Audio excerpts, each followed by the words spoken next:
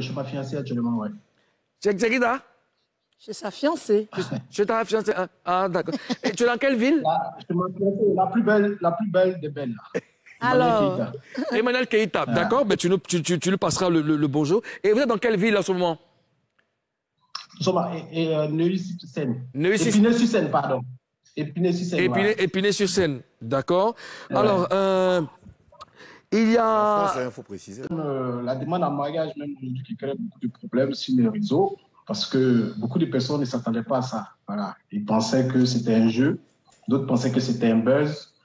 Et aujourd'hui, quand tu ne t'attends pas à quelque chose, que ça te surprend, c'est normal que ça donne le gourmet. Mais bon, nous ne sommes pas là pour parler des gens. Voilà, j'ai préparé ma demande en mariage parce que, tu sais, quand tu croises une personne, voilà, dans la vie, on dit qu'on aime, on ne perd pas le temps. Il n'y a pas de temps pour se marier, il n'y a pas de temps pour se fiancer. Voilà. Quand tu croises quelqu'un dans la vie qui a été dégoûté par beaucoup de choses, et quand tu viens, tu veux faire les choses bien, tu lui montres que, voilà, je suis prêt, je ne suis pas venu m'amuser, je suis là parce que je veux de toi, je veux qu'on essaie quelque chose, je veux qu'on aille jusqu'au mariage. Voilà, c'est ainsi que je n'ai pas tardé, voilà, je suis rentré en contact avec certaines personnes qu'elle adore bien, qu'elle apprécie bien. Je suis allé d'abord à Messika, du boulevard Ousmane. Voilà, j'ai essayé de voir un peu les prix. Mais avant ça, on était déjà allé en Belgique. Donc, on a tourné un peu. J'ai fait genre semblant, je l'ai envoyé dans un coin là, pour voir un peu sa taille, quoi. Voilà, c'était sûr que j'ai pris sa taille là. Tu as préparé le mouvement même en soumlélé. Voilà, c'est ça même. Donc, c'est ainsi que j'ai pris sa taille en Belgique. On était en Belgique. Quand je suis revenu, dès qu'on est rentré, je suis allé à Messika, du boulevard Ousmane. Voilà. J'ai vu un peu les bagues. Bon, comme vous savez, hein, ma femme, elle aime les trucs waouh. Donc, je pouvais pas faire la demande comme un petit ami. J'ai vu les bagues là. Sincèrement, j'ai attrapé ma tête. Mais j'ai dit, bon, c'est un problème de cœur. Ce sont des choses qu'on fait une fois dans la vie. Tu n'as pas lésiné sur les moyens. Tu n'as pas lésiné sur les moyens. Tu n'es pas petit l'homme. Non, c'est pas ça. Oui, bien sûr, c'est pas le prix qui est un problème, mais tout ce qu'on fait, comme je dis dans la vie, c'est la manière. La manière, tout à fait. Voilà. Et depuis quand cette histoire d'amour dure et comment tu as rencontré Emmanuel Keïta? Bon, je pense que vous connaissez déjà l'histoire. Hein? Bon, Emmanuel Keïta, elle et moi, ça a été grâce aux ennemis de Facebook. Elle et moi, nous sommes mis ensemble. Qui sont ces ennemis? Je veux dire ça comme ça parce que tout ce que Dieu fait, bon, les gens ont voulu la salir, la détruire. Les gens ont voulu me salir, me détruire. Et c'est ce qui a créé cet amour. Voilà, c'est ce qui a créé cet amour et nous sommes rencontrés. Après un grand clash où j'ai fini avec quelqu'un, elle était tellement contente, tout le monde était content, toutes les femmes étaient contentes. Elle m'a invité à manger. C'était la première fois que je la voyais aussi. Et quand je l'ai vue, sincèrement, je ne pensais même pas qu'on pouvait être ensemble parce que j'ai dit, waouh, quelle beauté. Parce que, vous savez, il y a la vidéo, il y a les photos, et puis il y a la réalité. Voilà. Ma fiancée est plus belle en vrai. Oui, elle est plus belle en vrai qu'en vidéo. C'est trop mignon. Il y a quelqu'un qui disait quand on t'envoie, il faut savoir t'envoyer. Voilà. Donc, c'est ainsi, après le restaurant qu'elle m'avait invité juste pour le remercier, c'est ainsi que c'est le même jour que les choses ont commencé, mais ça n'a pas été automatique, quoi. D'accord. J'avais un peu peur. J'ai dit, c'est pas cette femme-là. Comment je peux faire pour la voir? Donc, tranquille, voilà, comme un bon petit militaire, un peu, jusqu'à les choses se sont faites, tranquille. Super. Sans faute. Madame la gouverneure. Peter, est-ce que quand ça s'est passé, est-ce que tu as le buzz que ça donnait là, est-ce que ça t'a surpris? Parce que ça fait boum. J'ai pas bien compris ta question. Est-ce que le buzz que la relation là a fait, est-ce que ça t'a surpris? Tu t'attendais à ce que ça fasse un buzz quand vous êtes mis ensemble? Bah non, moi je ne voyais pas ça aussi comme un grand buzz en fait. Vous savez, je peux dire que notre relation là, si ça tient juste aujourd'hui, c'est grâce aux ennemis aussi, parce que il y a tellement d'attaques. Il faut que l'amour augmente encore plus. C'est qui ces ennemis là? Les ennemis là. On ne les connaît pas.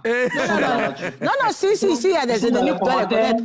et voilà, dans les Snapchat, tout ça, voilà. C'est grâce à eux qu'aujourd'hui, nous sommes que l'amour augmente. Voilà. Alors, Peter.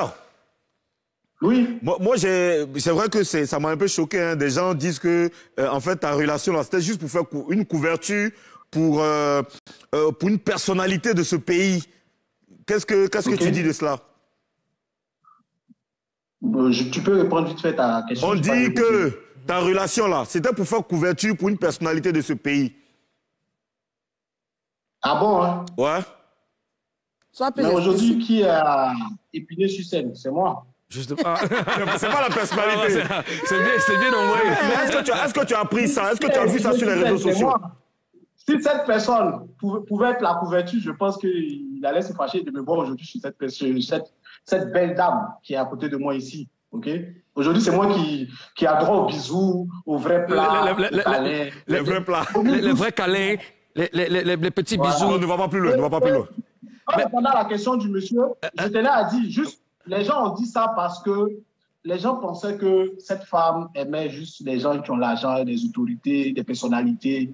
Mais elle les a montré qu'on n'a pas besoin de sortir avec un grand pour être heureux. Elle est là à côté, elle est à côté de toi? Elle est là? Bon, elle est descendue un peu vite fait là. Parce que je ne voulais pas qu'elle me dérange. Quand elle est là, je ne peux pas trop parler. Je voulais pas qu'elle me dérange. La beauté te dérange? Oui, tu es intimidé? Ça me fatigue. C'est ça. C'est qui tu regardes à gauche par moment là? Tu regardes à ta gauche par moment. Qui est à côté? Non, il n'y a personne à côté. D'accord. Alors Peter, on a aussi appris que tu étais marié à Abidjan à une autre femme. Et puis, un certificat même de mariage circulait sur les réseaux sociaux.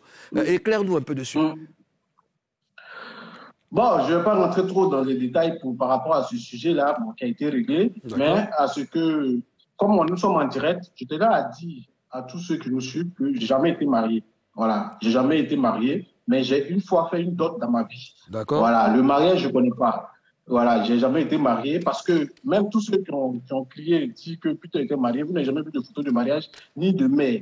Et même aujourd'hui, si tu vas à la mairie d'Abobo, je ne pense même pas que tu trouveras mon nom quelque part. Donc, c'était juste pour... Vu que les fiançailles étaient tellement jolies, trop propres, il fallait quelque chose pour venir salir les fiançailles. Mais ils n'ont pas réussi. Comme d'habitude, c'est ça qui augmente l'amour un peu. Voilà. mais, chers membres du gouvernement, est-ce que les réponses vous conviennent? Oui, ça va. Jusque-là, ça va. Moi, ça me plaît. Il répond bien. Madame la gouverneure. D'accord, Peter, on sait tous que Emmanuel Keïta était... Bon, tu es avec Emmanuel Keïta et ton ex est avec l'ex d'Emmanuel Keïta. Mais ces derniers temps, on a appris que tu as fait un petit buzz. De toute façon, vous êtes un peu clashé. Tu as clashé un peu l'ex d'Emmanuel Keïta. Qu'est-ce qui s'est passé? L'ex d'Emmanuel Keïta, qui est le mari de ton ex, maintenant là. Il faut préciser. Ben, moi, je n'ai pas eu d'ex avant Emmanuel Keïta. Parce que moi, je suis un homme. Oui, je n'ai pas eu d'ex avant Emmanuel Keïta. J'ai eu des un ton. Voilà. C'est ça le vrai point. Parce que quand on dit ex, je peux dire la mère de mon fils est mon ex.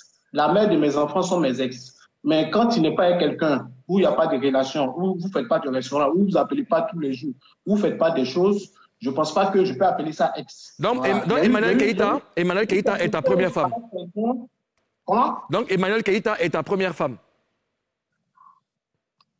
Oui, ma première femme. Puisque, non, avant la mère de mon enfant, j'ai eu une autre femme avec qui j'ai eu un enfant. D'accord. Et Emmanuel Keïta.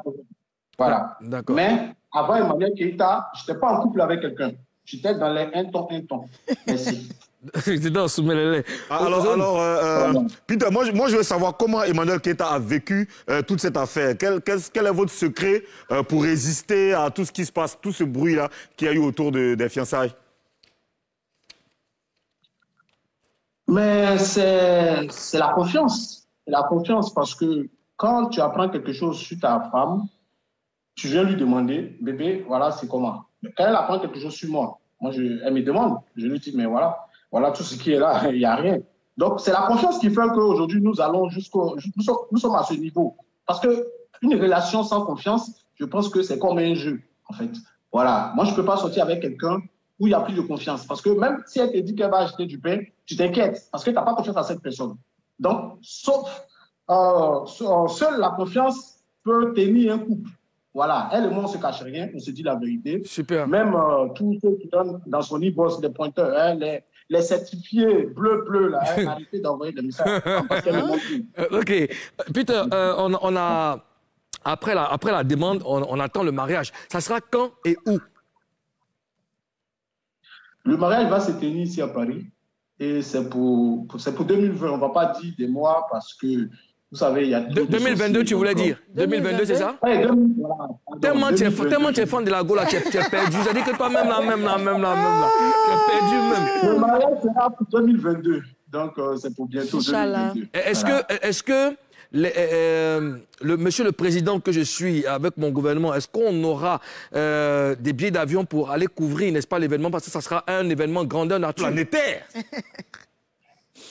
Oui, bien sûr, ça sera un événement très bien couvert parce que ça, j'ai pas envie, parce que voilà, j'ai pas envie de trop parler de ça. Parler. Écoute, Peter. D'accord. Vous serez toute l'équipe, voilà, vous serez invité avec vos billets d'avion, hôtel, tout logé, tout payé. C'est très gentil. Voilà. Écoute, tu passeras le bonjour à ta chérie, à Emmanuel Keïta, et puis on vous souhaite beaucoup de bonheur. On se dit à très vite.